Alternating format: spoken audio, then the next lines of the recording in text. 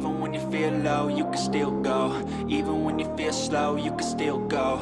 Even when there's no hope, you can still go. I never answer to no, man, I still go. Go, go, go, go, go, go, go, go, go, go, go, go, What's going on, everyone? Today, Day in the Life Athletics is here at the University of Alabama. We're going to be touring you guys around the athletic department, meeting with some of the athletes, and getting some behind-the-scenes shots of their facilities. And who knows, Nick Saban's on campus. So without further ado, make sure to check us out on Instagram for more content. Like and subscribe to this video. Without further ado, roll time. Let's go. So we're here at Don Grimble Olympic Pool. Alabama just did renovations on this pool about 3 to 4 years ago. They have everything a swimmer would need, from pull-up bars to weight racks behind you to a full Olympic-sized dive tower. They also have outdoor diving, outdoor swimming.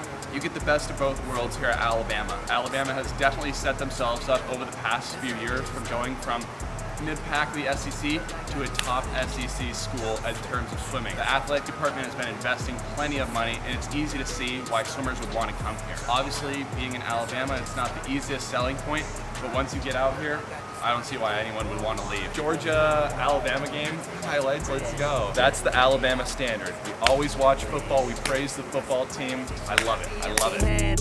If your homie winning, then you winning, understand it. Roll two, don't compare yourself to anybody else these days. I'm Kensey McMahon, and I'm about to be a fifth-year super senior. I'm primarily a distance swimmer, anything from the 500 to 25K coming up pretty soon at Worlds. When you were being recruited coming out of high school, why did you land on Alabama? And could you talk a little bit about either the coaching staff or the facilities per se? So when I was going through the recruiting process, I knew I wanted to go SEC. I wanted to be a part of a combined program. I wanted to be in the South. I'm originally from Florida, so I like that warm weather. I also really like Publix. I need to have my pub subs, so not gonna lie, that was actually a factor that played into it.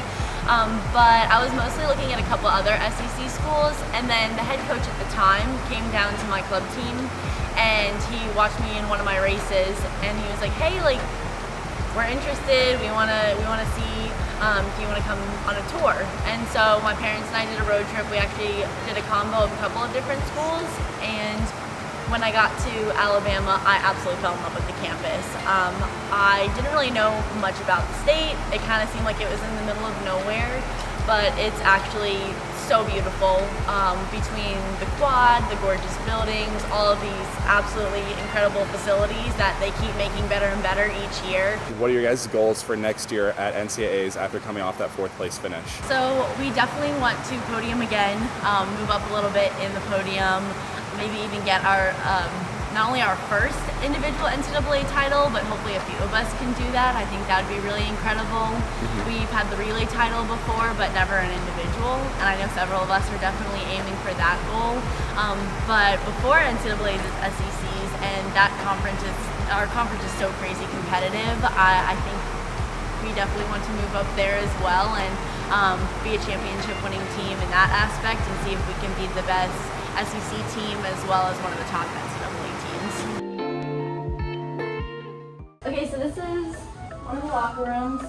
So each of these lockers actually opens up, so then you have more storage underneath. And then in here, everyone has their own code, but it's got a charging station, so you can charge your phone during practice, which is pretty nice. You could also keep your phone, wallet, all that stuff in there. And then community showers, also private showers too. But it's really good space. Our locker room a couple years ago was super small, and everyone had double up on lockers, so it's really nice that we have all the room that each person can have their own individual locker. This was after SECs.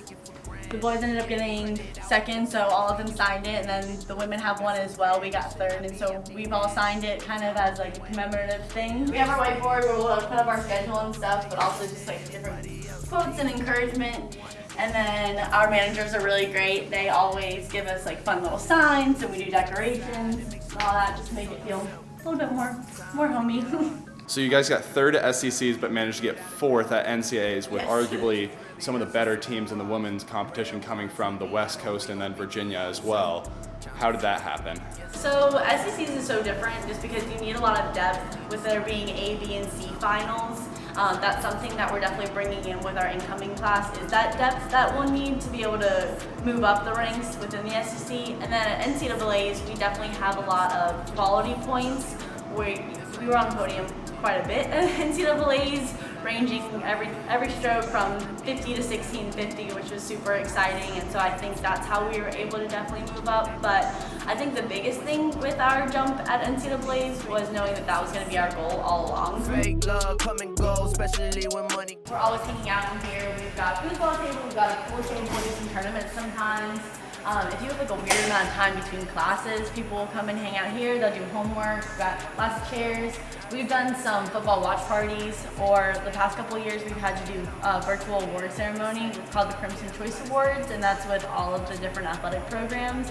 And so we all dressed up and we watched that here. We've got some of our past awards for different teams.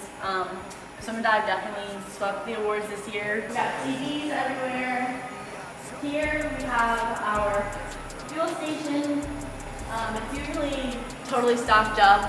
We've got anything from sandwiches, bagels, beef jerky sticks, cheese sticks, anything a swimmer could need. A lot of people just make their meals here. They have a short amount of time between classes, but our dining hall is also right across the street, so that's super convenient too.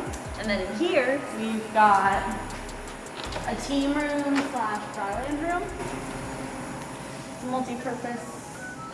And so we've got chairs that we'll put in if we need to have team meetings. And then we also have lots of dryland equipment, so we do that several times a week. Different groups do different things. My coach really likes these assault bikes. I can't say that I agree, but they do make for good workouts. We also have a whole bunch of different equipment. We do boxing sometimes, which is really neat. We have a really good sound system here as well, and so our team is really a big fan of the Big Booty mixes.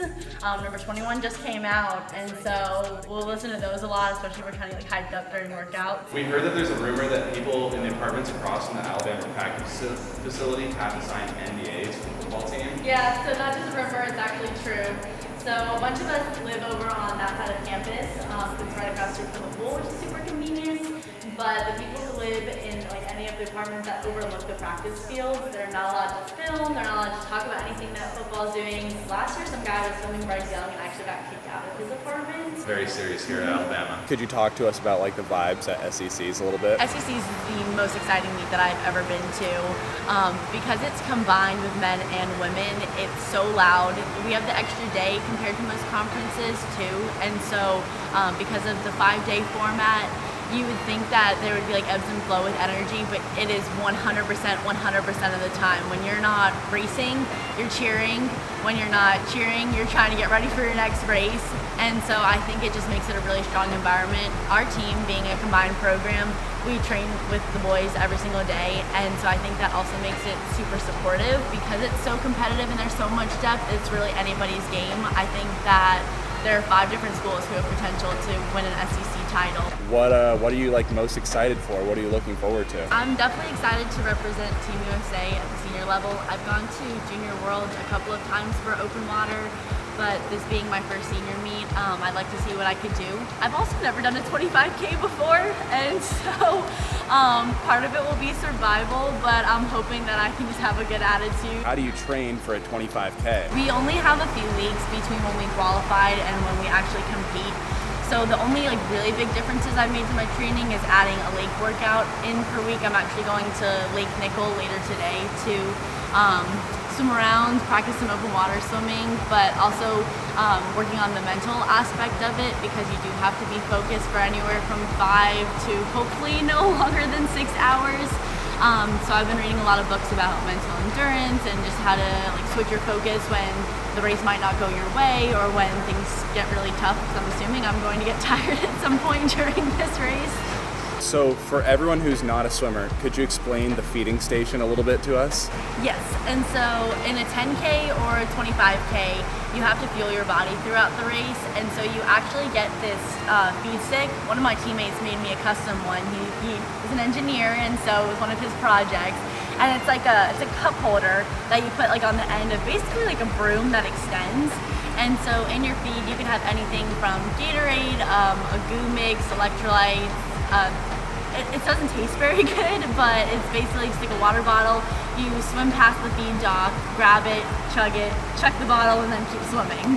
I'm Kensey. Thanks for sticking around for a day in the life of an Alabama student athlete. Roll Tide!